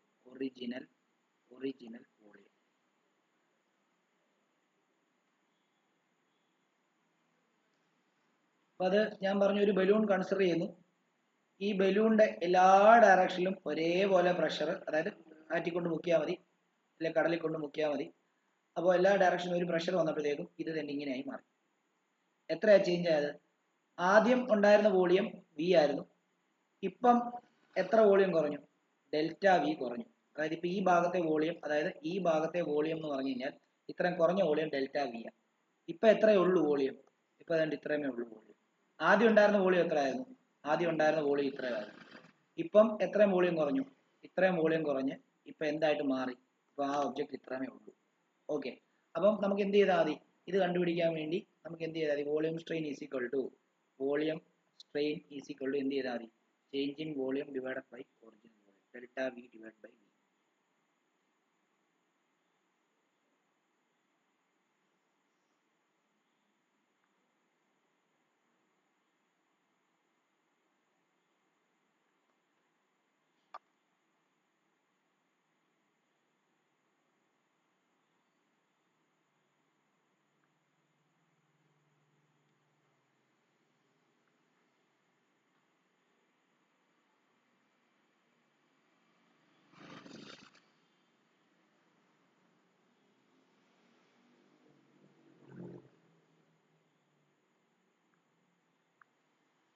ഇനിയും പഠിക്കാൻ പോകുന്നത് ഇതിനകത്ത് ഏറ്റവും ഇമ്പോർട്ടൻ്റ് ആയിട്ടുള്ള സാധനമാണ് ഹൂക്സ് ലോ എന്ന് പറയും. പരീക്ഷയ്ക്ക് ഇതിനകത്തുനിന്ന് അത് മാത്രമേ ചോദിക്കുകയുള്ളൂ. ഹൂക്സ് ലോയും ഹൂക്സ് ലോയുടെ ഗ്രാഫുമാണ് ഏറ്റവും കൂടുതൽ ഇതിനകത്തുനിന്ന് ചോദിക്കാൻ സാധ്യത. ഓക്കെ, ബാക്കിയുള്ള എല്ലാം ചോദിക്കാൻ സാധ്യത ഉണ്ടെങ്കിലും ഇത് ഇല്ലാത്ത ക്വസ്റ്റ്യൻ പേപ്പർ ഞാൻ കണ്ടിട്ടില്ല ഈ ചാപ്റ്ററിൽ. ഓക്കെ ആണല്ലോ. അറ്റ്ലീസ്റ്റ് ഹൂക്സ് ലോ എന്താണെന്നുള്ള ക്വസ്റ്റ്യൻ എന്തായാലും പരീക്ഷയ്ക്ക് ചോദിക്കും. ഓക്കെ, അതിന്റെ സ്റ്റേറ്റ്മെന്റ് മാത്രം. പിന്നെ ഗ്രാഫ് മാത്രമേ ഇതിനകത്തുനിന്ന് ഒരു 3 മാർക്കിന് ചോദിക്കാനുള്ള ചോദ്യമുള്ളൂ. ബാക്കിയുള്ള എല്ലാം വളരെ ചെറിയ ചോദ്യങ്ങളാണ്. അപ്പൊ നോക്കിയോ, ഹൂക്സ് ലോ എന്ന് ഹെഡിങ് കൊടുക്കുക. Hooke's law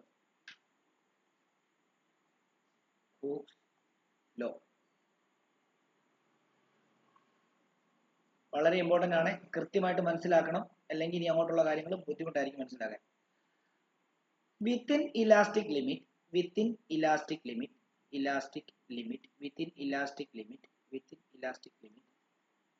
stress is directly proportional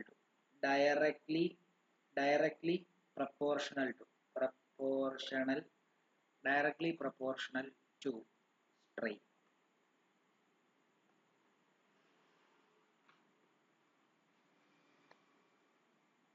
എന്ന് പറഞ്ഞാൽ നമ്മൾ എത്ര സ്ട്രെയിൻ കൊടുക്കുന്നോ അത്രയും തന്നെ സ്ട്രെസ് ഉണ്ടാവും. എപ്പോഴാണെന്നറിയാമോ? ഇലാസ്റ്റിക് ലിമിറ്റിനുള്ളിൽ. അതായത് ഇലാസ്റ്റിക് ലിമിറ്റ് എല്ലാ ഒബ്ജക്റ്റുകൾക്കും എല്ലാ മെറ്റീരിയലിനും ഒരു ഇലാസ്റ്റിക് ലിമിറ്റ് ഉണ്ട്. ആ ഇലാസ്റ്റിക് ലിമിറ്റിനുള്ളിൽ നിങ്ങൾ അതിനെ എക്സ്റ്റെൻഡ് ചെയ്ത് കഴിഞ്ഞാൽ, വിട്ട് കഴിഞ്ഞാൽ തിരിച്ച് പഴയ പൊസിഷനിൽ തന്നെ പോകും. എന്നാൽ ഇലാസ്റ്റിക് ലിമിറ്റ് കഴിഞ്ഞിട്ട് നിങ്ങൾ എത്ര ഫോഴ്സ് കൊടുക്കുന്നോ അത്രയും ഫോഴ്സ് തന്നെ തിരിച്ചുണ്ടായിട്ട് അത് തിരിച്ച് പഴയ പൊസിഷനിൽ പോവില്ല എന്നുള്ളതാണ് കാരണം. ഇലാസ്റ്റിക് ലിമിറ്റിനകത്ത് മാത്രമേ ഹൂക്സ് ലോ അപ്ലൈ ആകാൻ പറ്റത്തുള്ളൂ. ഇലാസ്റ്റിക് ലിമിറ്റ് കഴിഞ്ഞ് കഴിഞ്ഞാൽ പിന്നെ അത് പ്ലാസ്റ്റിക് ആയിട്ട് മാറി. മനസ്സിലായോ? പിന്നീട് ഹൂക്സ് ലോ ആപ്ലിക്കബിൾ അല്ല. എന്നാൽ ഗ്രാഫ് വരയ്ക്കുമ്പോൾ ആ പ്ലാസ്റ്റിക്കും അതേപോലെ അത് ബ്രിറ്റിൽ ആകുന്ന വരെ, പൊട്ടുന്ന വരെയുള്ള കേസാണ് പറയുന്നത് ഹൂക്സ് ലോയുടെ ഗ്രാഫിനകത്ത്. ഓക്കെ ആണല്ലോ. അപ്പം അത് ക്ലിയർ ആയിട്ട് നിങ്ങൾ മനസ്സിലാക്കുക. ഹൂക്സ് ലോയുടെ ഗ്രാഫ് കാണാതെ പഠിച്ചിട്ട് പോവുക. മനസ്സിലായില്ല എന്നുണ്ടെങ്കിൽ ഞാനിപ്പോൾ പഠിപ്പിക്കും മനസ്സിലാവും, എന്നാലും നിങ്ങളത് കാണാതെ പഠിച്ചിട്ടാണ് പോവുക. അപ്പം നിങ്ങൾ മനസ്സിലാക്കേണ്ടത് സിമ്പിൾ ആയിട്ടൊരു കാര്യം പറയാം. ഇതൊരു എന്തെങ്കിലും ഒരു ഒബ്ജക്റ്റ് ആണ് വിചാരിക്കുക. ഇത് വരയ്ക്കൊന്നുമല്ല, മനസ്സിലാക്കാൻ വേണ്ടി പറയാമേ. ഇത് 10 സെന്റിമീറ്റർ എന്ന് വിചാരിക്കുക. ഇതിന്റെ ഇലാസ്റ്റിക് ലിമിറ്റ് എന്ന് പറഞ്ഞു കഴിഞ്ഞാൽ ഒരു 15 സെന്റിമീറ്റർ ആണെന്ന് വിചാരിച്ചു. ഇലാസ്റ്റിക് ലിമിറ്റ് 15 സെന്റിമീറ്റർ ആണെന്ന് വിചാരിച്ചു. അതിനർത്ഥം ഞാൻ ഒരു ഫോഴ്സ് കൊടുത്തിനെ ഇലോങ്ങേറ്റ് ചെയ്ത് 11 ആക്കി. അപ്പൊ എന്ത് ചെയ്യും? ഇലാസ്റ്റിക് ലിമിറ്റ് തന്നെയാണ്, ഞാൻ വിട്ടാൽ എന്ത് ചെയ്യും? തിരിച്ച് 10 തന്നെ വരും. ഓക്കെ ആണല്ലോ. ഇത് 11 ആക്കി, വീണ്ടും എന്ത് ചെയ്തു? വീണ്ടും 10 തന്നെ വന്നു. ഞാൻ വീണ്ടും ഒരു ഫോഴ്സ് കൊടുത്തിട്ട് 12 ആക്കി. ഞാൻ വിട്ടാൽ എന്ത് ചെയ്യും? തിരിച്ച് വീണ്ടും 10 തന്നെ വരും. ഞാൻ ഒരു ഫോഴ്സ് കൊടുത്തിട്ട് ഇത് 12 വീണ്ടും 10 13 ആക്കി. ഫോഴ്സ് കൊടുത്താൽ എന്ത് ചെയ്യും? തിരിച്ച് 10 തന്നെ വരും. ഞാനൊരു ഫോഴ്സ് കൊടുത്തിട്ട് 14 സെന്റിമീറ്റർ നീട്ടി. ഫോഴ്സ് കൊടുത്താൽ എന്ത് ചെയ്യും? തിരിച്ച് 10 തന്നെ വരും. ഞാൻ ഫോഴ്സ് കൊടുത്തിട്ട് ഒരു 15 സെന്റിമീറ്റർ ആക്കി. തിരിച്ച് ഫോഴ്സ് വിട്ടാൽ എന്ത് ചെയ്യും? 10 സെന്റിമീറ്റർ വരും. ഓക്കെ, ഇതുവരെ ഇലാസ്റ്റിക് ലിമിറ്റ് ആയിരുന്നു. ഓക്കെ, ഇലാസ്റ്റിക് ലിമിറ്റ് ആയിരുന്നു, അല്ലെങ്കിൽ ഹൂക്സ് ലോ റീജിയൺ ആയിരുന്നു. ഇനി ഞാൻ 16 സെന്റിമീറ്റർ 16. അപ്പം ഇവിടെ നോക്കൂ, ഇവിടെ ഞാനൊരു സ്ട്രെയിൻ കൊടുത്തു. ആ സ്ട്രെയിനിന് കറസ്പോണ്ടിങ് ആയിട്ട് സ്ട്രെസ് ഉണ്ടായി തിരിച്ച് 10 12 ആക്കിയപ്പോഴും ഞാൻ ഒരു സ്ട്രെയിൻ കൊടുത്തു, അതിന് അതേ സ്ട്രെസ് തന്നെ തിരിച്ചുണ്ടായി. സ്ട്രെസ് ഡയറക്ട്ലി പ്രൊപ്പോർഷണൽ സ്ട്രെയിൻ എന്ന് പറഞ്ഞാൽ എന്താ? രണ്ടും പ്രൊപ്പോർഷണൽ ആണെന്ന് അർത്ഥം. ശരിയല്ലേ? അപ്പം നമ്മൾ കൊടുക്കുന്നതിനനുസരിച്ച് തന്നെ തിരിച്ചു ഉണ്ടാവും, തിരിച്ചു പോവുകയും ചെയ്യും. ഓക്കെ ആണല്ലോ. 15 വരെ അത് സംഭവിച്ചു. പക്ഷേ അടുത്തൊരു കേസ്, ഞാൻ ഇതിനെ 16 സെന്റിമീറ്റർ കൊണ്ടുവന്നു. എന്നാൽ ഇപ്പോൾ ഇതിന്റെ ഇലാസ്റ്റിക് എന്താണ്? അല്ലെ, ഇത് ഈ പറഞ്ഞ പോലെ തന്നെ ഇതിന്റെ പെർഫെക്റ്റ്ലി ഇലാസ്റ്റിക് കണ്ടീഷൻ അങ്ങ് നഷ്ടപ്പെട്ടു. അതായത് ഇനി തിരിച്ച് 10 ഒരിക്കലും വരത്തില്ല, വരുവാണെങ്കിൽ ഒരു 12 വരത്തുള്ളൂ. ഇലാസ്റ്റിക് ഉണ്ട്, പക്ഷെ പെർഫെക്റ്റ്ലി ഇലാസ്റ്റിക് അല്ല. മനസ്സിലായോ? അപ്പൊ അതിന്റെ ഒരു പെർഫെക്റ്റ്ലി ഇലാസ്റ്റിക് ലിമിറ്റ് കഴിഞ്ഞു. ഓക്കെ, ഇനി ഞാൻ അതിനെ ഒരു 16 ആക്കി. അല്ല, ഇപ്പൊ ഞാൻ 16 ആക്കി. ഞാൻ അതിനെ ഒരു 20 ആക്കിയെന്ന് വിചാരിച്ചു. 20 ആക്കി കഴിഞ്ഞ് കഴിഞ്ഞാൽ അതിന്റെ ഏകദേശം ഒരു ഇലാസ്റ്റിക്, ഈ പെർഫെക്റ്റ്ലി ഇലാസ്റ്റിക് കഴിഞ്ഞിട്ട് ഒരു ഇലാസ്റ്റിക് റീജിയൻ ലിമിറ്റ് ഒരു 17 ആണെന്ന് വിചാരിക്കുക. അപ്പൊ 17ലും കൂടി. ഇനി എന്ത് ചെയ്യത്തില്ല? ഇനി ഇത് 19 പോലും ആകത്തില്ല. നിങ്ങൾ ആ ഫോഴ്സ് എടുത്താലും അത് 20 തന്നെ നിൽക്കും. അപ്പൊ അത് പ്ലാസ്റ്റിക് ആയിട്ട് മാറി. ഇനിയും നിങ്ങൾ 21 ആക്കി കഴിഞ്ഞാൽ എന്ത് സംഭവിക്കും? ചിലപ്പോൾ ഒരു 22 ഒക്കെ ആകുമ്പോൾ അതിന്റെ എന്താണ് ബ്രിട്ടിലാവുന്ന റീജിയൻ. നിങ്ങൾ ഒരു 21 ആക്കി കഴിഞ്ഞാൽ എടുത്തു കഴിയുമ്പോഴും 21 തന്നെ ഇരിക്കും. ഒരു 22 ആക്കി കഴിഞ്ഞാൽ അപ്പൊ എന്ത് ചെയ്യും? അപ്പൊ അത് പൊട്ടിപ്പോകും. ഇതാണ് സാധനം, ഇതാണ് കൺസെപ്റ്റ്. ഓക്കെ ആണല്ലോ, എല്ലാവർക്കും മനസ്സിലായെന്ന് വിശ്വസിക്കുന്നു. ഇത് ഞാൻ ഒരു സ്ലോട്ടഡ് വെയിറ്റ് ഹാങ് ചെയ്തിട്ട് ഒരു മെറ്റൽ കമ്പിയുടെ കേസിലുള്ള കാര്യം ഞാൻ കൃത്യമായിട്ട് പറഞ്ഞുതരാം. അതെന്ന് നിങ്ങൾക്ക് കുറച്ചുകൂടെ നന്നായിട്ട് മനസ്സിലാവും. ഓക്കെ ആണല്ലോ. അപ്പൊ നിങ്ങൾ മനസ്സിലാക്കേണ്ടത് ഇലാസ്റ്റിക് ലിമിറ്റിൽ സ്ട്രെസ്സും സ്ട്രെയിനും ഡയറക്ട്ലി പ്രൊപ്പോർഷണൽ ആയിരിക്കും. എന്താ അതായത് ഇലാസ്റ്റിസിറ്റി ഉണ്ടാകും, ഇലാസ്റ്റിക് ലിമിറ്റ് വരെ എന്താ സ്ട്രെസ് എത്ര നിങ്ങൾ സ്ട്രെയിൻ എത്ര കൊടുക്കുന്നോ അത്രയും തന്നെ എന്ത് ചെയ്യും, സ്ട്രെസ് ഉണ്ടാവും. അതിന്റെ ഭാഗമായിട്ട് തിരിച്ച് അതിന്റെ പഴയ പൊസിഷനിൽ തന്നെ അത് വന്നിരിക്കും, അല്ലെ പഴയ ഷേപ്പ് അത് റീഗെയിൻ ചെയ്തിരിക്കും. എപ്പോഴാ? Elastic limit. ഇലാസ്റ്റിക് ലിമിറ്റ് കഴിഞ്ഞു കഴിഞ്ഞാൽ പിന്നെന്താ, പഴയ ഷേപ്പ് റീഗെയിൻ ചെയ്തില്ല, കുറച്ച് വ്യത്യാസം ഉണ്ടാവും. വീണ്ടും നിങ്ങൾ അതിനെ ഒരു സ്ട്രെയിൻ കൊടുത്തിട്ട് മാറ്റി കഴിഞ്ഞാൽ പിന്നീട് എന്ത് ചെയ്യത്തില്ല, പിന്നീട് അത് ഇലാസ്റ്റിക് പ്രോപ്പർട്ടി തന്നെ നഷ്ടപ്പെട്ടിട്ട് അത് പ്ലാസ്റ്റിക്കിലേക്ക് പോകും. വീണ്ടും നിങ്ങൾ ഫോഴ്സ് കൊടുത്തു കഴിഞ്ഞാൽ അതിന് സ്ട്രെസ് ഉണ്ടാകത്തില്ല, സ്ട്രെയിൻ കൊടുക്കുന്നതിനനുസരിച്ച് സ്ട്രെസ് ഉണ്ടാകത്തില്ല. അപ്പൊ എന്താ, അപ്പൊ ചിലപ്പോൾ അത് എന്ത് ചെയ്യും, പൊട്ടിപ്പോവുക ചെയ്യും. അതാണ് നമ്മൾ പറയുന്നത്. ഡൗട്ട് ഉണ്ടെങ്കിൽ ചോദിക്കാം. ഇത്രയും പറഞ്ഞതിനകത്ത് എന്തെങ്കിലും ഡൗട്ട് ഉണ്ടെങ്കിൽ ചോദിക്കാം.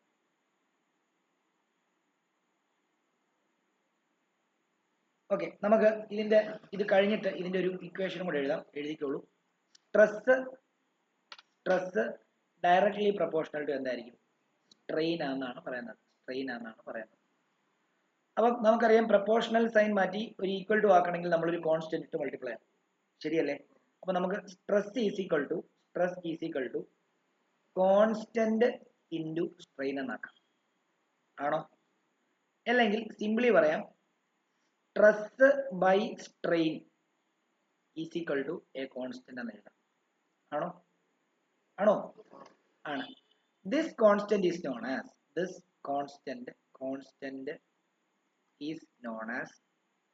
known as modulus of elasticity. Modulus of elasticity. ഈ കോൺസ്റ്റന്റിന്റെ പേരാ modulus of elasticity. Stress directly proportional strain proportional sign മാറ്റാൻ വേണ്ടി ഒരു കോൺസ്റ്റന്റ് മൾട്ടിപ്ലൈ ചെയ്യുന്നു. Stress by strain is equal to ഒരു കോൺസ്റ്റന്റ് ആയിരിക്കും. അപ്പൊ ആ കോൺസ്റ്റന്റ് വിളിക്കുന്ന പേര് മോഡുലസ് ഓഫ് ഇലാസ്റ്റിസിറ്റി ആണ്. അത് ലീനിയർ സ്ട്രെസിന്റെ കേസിൽ യങ്സ് മോഡുലസ് എന്നും അങ്ങനെ ഓരോ പേരുണ്ട്. ബൾക്ക് മോഡുലസ്, ഷിയർ മോഡുലസ്, അങ്ങനെ ഓരോ പേര് വ്യത്യാസമുണ്ട്. അതെല്ലാം നമുക്ക് പഠിക്കാനുള്ളതാണ്.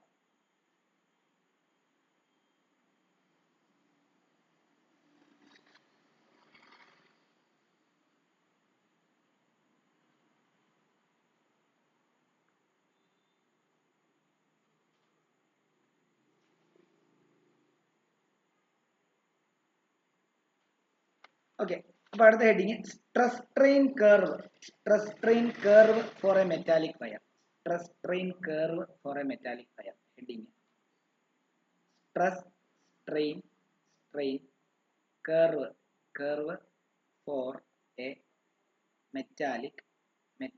വയർ.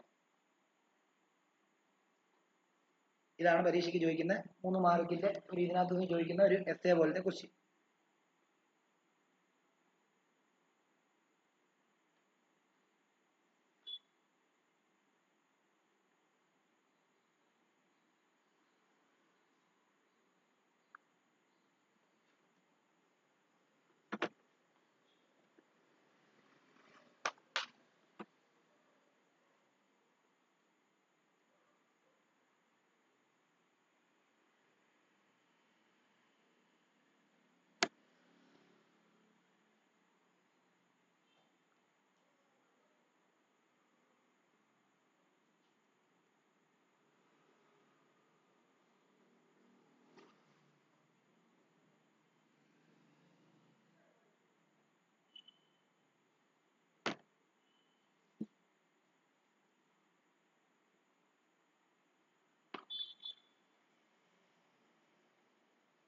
ഓക്കെ, ഈ സ്ട്രെസ് സ്ട്രെയിൻ കർവ് അങ്ങ് വരച്ചു. കർവ് വരച്ചിട്ട് അതിന്റെ കൺസെപ്റ്റ് ഞാൻ പറഞ്ഞുതരാം. നോക്കിക്കോളൂ. എക്സ് ആക്സിസ് വൈ ആക്സിസ് വരയ്ക്കുക. ഇത് മനസ്സിലാക്കണം. ഇത് കാണാപ്പാടം വെച്ച് പഠിക്കല്, മനസ്സിലാക്കി വേണം ഇതെല്ലാം വരയ്ക്കാനായിട്ട്. ഇവിടെ വൈ ആക്സിസിൽ നമ്മൾ സ്ട്രെസ്സും എക്സ് ആക്സിസ് സ്ട്രെയിനുമാണ് കൊടുക്കുന്നത്. Strain stress. ഓക്കെ, ഇവിടെ നോക്കിക്കോണം, ഇവിടെ ഒന്ന് ഗ്രാഫ് തന്നെ ഇങ്ങനെ പോവാ. ഇങ്ങനെ പോവാണെങ്കിൽ അതിനർത്ഥം എന്തുവാ? ഒരു ഗ്രാഫ് വരയ്ക്കുമ്പോൾ graph straight line passing through origin ആണെങ്കിൽ അതിനർത്ഥം എന്തുവാ? ആ എക്സിലുള്ള ഐറ്റം കൂടുന്നതിനനുസരിച്ച് വൈയിലുള്ള ഐറ്റവും കൂടുന്നു എന്നല്ലേ അർത്ഥം. അതുകൊണ്ടല്ലേ സ്റ്റീപ്പായിട്ട് പോകുന്നത്. ഓക്കെ, അപ്പൊ stress directly proportional to strain ആണെന്നല്ലേ അതിനർത്ഥം അല്ലേ? അതിങ്ങനെ ഇവിടം വരെ ഉള്ളൂ. ഇത് കഴിഞ്ഞിട്ട് ഇവിടെ ഒരു പോയിന്റ് ഇടുവാണ്. ഇവിടെ നമ്മൾ ഒരു പോയിന്റ് ഇടുകയാണ്. ഇവിടെ നമ്മൾ ഒരു പോയിന്റ് ഇടുകയാണ്. ഇവിടെ ഒരു പോയിന്റ്. ഈ പോയിന്റ് ഞാൻ എ എന്ന് മാർക്ക് ചെയ്യുന്നു. ഈ പോയിന്റ് എ എന്ന് മാർക്ക് ചെയ്യുന്നു. ഈ പോയിന്റ് എ എന്ന് മാർക്ക് ചെയ്യുന്നു. അടുത്തത് ഇവിടെ ഒന്ന് വേണ്ട ഈ ഗ്രാഫ് വേണ്ട ഇങ്ങനെ വളഞ്ഞ് വേണ്ട ഇച്ചിരി വളയുവാണ്. വളഞ്ഞ് വേണ്ട ഇവിടെ വരുന്നു. ഈ ഗ്രാഫ് തന്നെ ഇങ്ങനെ ഒന്ന് വളഞ്ഞിട്ട് ഇങ്ങനെ വരുന്നു. വീണ്ടും അത് അപ്പം ഈ പോയിന്റിനെ നമ്മൾ ബി എന്ന് കൊടുക്കുന്നു. ഈ പോയിന്റിനെ നമ്മൾ ബി എന്ന് കൊടുക്കുന്നു. വീണ്ടും അതെന്താണ്? ആ ഗ്രാഫ് വേണ്ട ഇങ്ങനെ വരുന്നു. ഇങ്ങനെ വരുന്നു. കുറച്ച് അത് മുകളിലോട്ടാണ്. ഇത് ചെറുതായിട്ട് മുകളിലോട്ട് കൂടുവാണ്. ഓക്കെ, ഇങ്ങനെ വരുന്നു. ഇത് സി എന്ന് പറഞ്ഞ് മാർക്ക് ചെയ്യുന്നു. നമ്മൾ സി എന്ന് പറഞ്ഞ് മാർക്ക് ചെയ്യുന്നു. വീണ്ടും ഈ ഗ്രാഫ് വേണ്ട ഇവിടെ നിന്ന് വേണ്ട ഇങ്ങനെ കൂടി വേണ്ട ഇങ്ങനെ വരുന്നു. ഇതിന്റെ മാക്സിമം ഈ ഒരു പോയിന്റിനെ നമ്മൾ ഡി എന്ന് വിളിക്കുന്നു. A B C D. പിന്നീട് ഈ ഗ്രാഫ് വേണ്ട ഇങ്ങനെ വന്ന് വേണ്ട ഇങ്ങനെ വരുന്നു. എന്നിട്ട് ഈ ലാസ്റ്റ് ഈ പോയിന്റിനെ ഇ എന്ന് വിളിക്കുന്നു. ഇതാണ് ഹൂക്സ് ലോയുടെ ഗ്രാഫ്. ഓക്കെ, എ എന്ന് പറയുന്നത് പ്രപ്പോർഷണൽ ലിമിറ്റ് ആണ്. പ്രപ്പോർഷണൽ ലിമിറ്റ് ആണ്. പ്രപ്പോർഷണൽ ലിമിറ്റ് എന്ന് പറഞ്ഞാൽ എന്താ? സ്ട്രെസ്സും സ്ട്രെയിനും ഡയറക്ട്ലി പ്രപ്പോർഷണൽ ആകുന്ന ലിമിറ്റ് ആണ് അത്. അത് ഡയറക്ട്ലി പ്രപ്പോർഷണൽ എന്ന് പറയുമ്പോൾ നിങ്ങൾ എത്ര സ്ട്രെസ് കൊടുത്തോ 15 വരെ പ്രപ്പോർഷണൽ ലിമിറ്റ് ആയിരുന്നു. പക്ഷേ 16 ആക്കിയപ്പോൾ 15 വരെ നിങ്ങൾ നോക്കിയപ്പോൾ തിരിച്ച് 10 ആയി. പക്ഷെ 16 ആക്കിയപ്പോൾ തിരിച്ച് 10 ആയോ? 11 ആയത് അല്ലെ 12 ആയത്. അപ്പൊ അവിടെ പ്രപ്പോർഷണാലിറ്റി മാറ്റി, പക്ഷെ ഇലാസ്റ്റിക് നേച്ചർ മാറിയിട്ടില്ല. ഓക്കെ, അപ്പൊ എ വരെ ഉള്ളൂ എന്ത്? Proportional limit. നോക്കിക്കോളൂ, ബി ആവുമ്പോഴത്തേക്കും അത് ഇലാസ്റ്റിക് ലിമിറ്റ് എന്ന് പറയും. Elastic limit. ഇലാസ്റ്റിക് ലിമിറ്റ് എന്ന് പറയുമ്പോഴത്തേക്കും ഏകദേശം ഒരു നമ്മള് 15 എത്ര വരെയാ പറഞ്ഞത്? 17 വരെയാണ് നമ്മൾ പറഞ്ഞത് അല്ലേ? അപ്പം ഇലാസ്റ്റിക് ലിമിറ്റ് 17 വരെയാണ്. ആ ഇലാസ്റ്റിക് ലിമിറ്റിനെ നമ്മൾ ഈൽഡ് പോയിന്റ് എന്നും പറയും. ഓക്കെ, ഇനി ഡി എന്ന് പറഞ്ഞു കഴിഞ്ഞാൽ ഇതിന്റെ ultimate tensile strength. Ultimate tensile strength ആണ്, അല്ലെങ്കിൽ സ്ട്രെസ്. അൾട്ടിമേറ്റ് ടെൻസൈൽ സ്ട്രെസ് അല്ലെങ്കിൽ സ്ട്രെങ്ത് എങ്ങനെ വേണേൽ കൊടുക്കാം. സ്ട്രെങ്ത് ആണ്. ഇ എന്ന് പറയുന്നത് ഫ്രാക്ചർ പോയിന്റ്. കാരണം മാക്സിമം സ്ട്രെങ്ത് കഴിഞ്ഞിട്ടും നമ്മൾ ഫോഴ്സ് കൊടുക്കുക എന്ത് ചെയ്യും? അത് പൊട്ടിപ്പോവും അല്ലേ? അപ്പൊ അത് ഫ്രാക്ചർ പോയിന്റ് ആണ്. ഫ്രാക്ചർ പോയിന്റ് ആണ്. ഇത്തരം കാര്യങ്ങൾ മനസ്സിലായോ? പ്ലാസ്റ്റിക് അത് പറയാം. അത് പെർമനന്റ് സെറ്റ് എന്ന് പറയാം. ഇവിടം വരെയാണ് മറ്റേ ഏകദേശം, അതായത് സി കഴിഞ്ഞ് കഴിഞ്ഞാൽ പിന്നെ പ്ലാസ്റ്റിക് റീജിയനാ. ഗ്രാഫ് കംപ്ലീറ്റ് ചെയ്തിട്ടില്ല ഗ്രാഫ്. നോക്കിക്കോളൂ, ഇവിടെ ഒന്ന് ഇങ്ങനെ ഒരു ഡോട്ട് കൊടുക്കുക.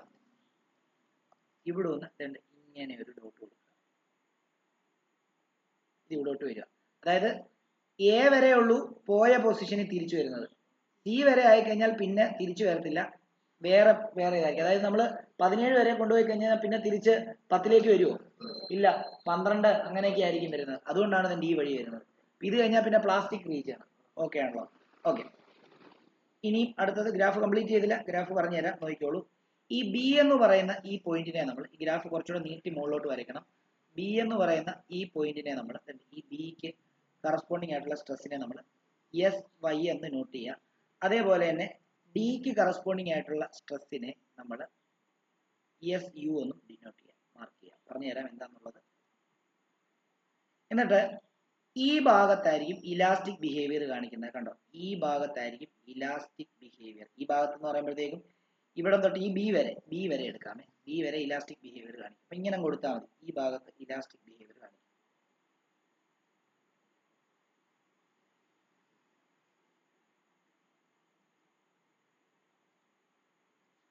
അതേപോലെ തന്നെ ഈ സി തൊട്ട് സി കഴിഞ്ഞ് കഴിഞ്ഞാൽ പിന്നെ പ്ലാസ്റ്റിക് ബിഹേവിയർ. എന്താ 20 കഴിഞ്ഞ് കഴിഞ്ഞാൽ പിന്നെ 20 തന്നെ ആയിരിക്കും വരുന്നത്. ഇപ്പൊ 20 നിന്ന് മുകളിലോട്ട് നീട്ടി കഴിഞ്ഞ് കഴിഞ്ഞാൽ എത്ര തന്നെ വരും? 20 ആക്കി കഴിഞ്ഞ് കഴിഞ്ഞാൽ 20 തന്നെ നിൽക്കും. 21 ആക്കിയാൽ 21 നിൽക്കും. 22 ആക്കിയാൽ 22 നിൽക്കും. 22 കൂട്ടിക്കഴിഞ്ഞാൽ അത് പൊട്ടിപ്പോവും. അത്രേ ഉള്ളൂ. ഓക്കെ, അപ്പൊ ഇത് പ്ലാസ്റ്റിക് റീജിയൻ ആണ്. അല്ലെങ്കിൽ പ്ലാസ്റ്റിക് റീജിയൻ അല്ല, plastic behaviour. Plastic behaviour. Plastic behaviour.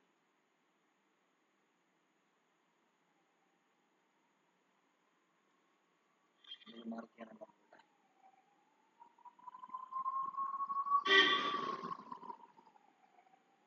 Okay, ഇത്രേ ഉള്ളൂ. ഇവിടെ പെർമനന്റ് സെറ്റ് എന്നും കൂടെ എഴുതിയേക്കണേ. പെർമനന്റ് സെറ്റ് എന്ന് പറഞ്ഞാൽ എന്താ? 20 വരെ ആക്കി കഴിഞ്ഞാൽ പിന്നെ തിരിച്ചു പോകും അല്ല, പിന്നീട് അതായിരിക്കും സെറ്റ്. 20 ആക്കി കഴിഞ്ഞാൽ 20, 21 ആക്കി കഴിഞ്ഞാൽ 21, 22 ആക്കി കഴിഞ്ഞാൽ 22. അത് തന്നെ ആയിരിക്കും അതിൻ്റെ. ഇത് പെർമനന്റ് സെറ്റ് എന്ന് പറയും. Permanent set. ഇത്രയും കാര്യങ്ങൾ മാർക്ക് ചെയ്ത്, ഇത്രയും കാര്യങ്ങൾ.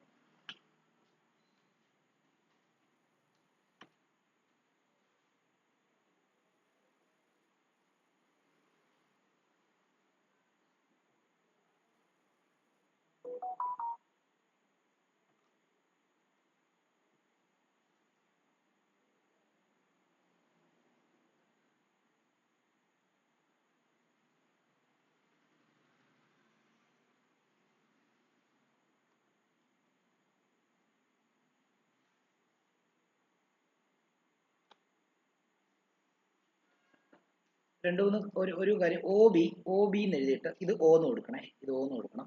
ഒ ബി എന്ന് എഴുതിയിട്ട് ഇലാസ്റ്റിക് റീജിയൻ. Elastic region.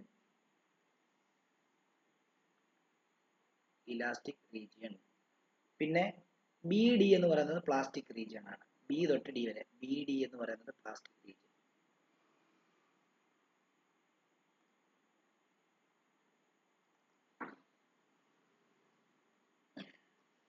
ഇത് ഞാൻ ആ ഒരു സ്ലോട്ടഡ് വെയിറ്റ് ഇട്ടിട്ട് ഇത് കൃത്യമായിട്ട് ഒരു കാര്യം പറഞ്ഞു തരാം, നോക്കിക്കോളൂ. ഇത് എഴുതിക്കോ, ഇത് വരച്ചിട്ട്.